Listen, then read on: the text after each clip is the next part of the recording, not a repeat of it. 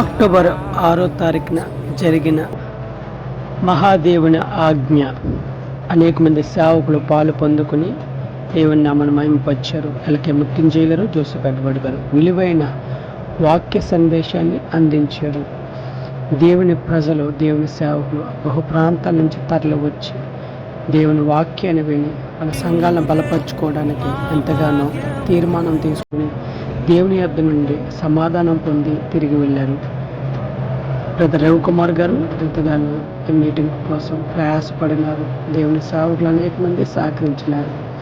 దేవునికి సమస్త ఘనత మహిమ కలుగును గాక. ప్రార్థన చేయండి. మన భారతదేశంలో అనేక మంది సేవకులు లేవనెత్తబడిలాగిన అంత్య దినాల్లో అనేక మంది సేవకులు యవనస్తులు దేవుని సేవ కొరకు, ఆత్మల సంపాదన కొరకు ప్రయాసపడి దేవుని రాజ్యాన్ని విస్తరింపచేసి నిర్మించి దేవుని చిత్తాన్ని భూమి మీద జరిగించడమే మన యొక్క లక్ష్యం.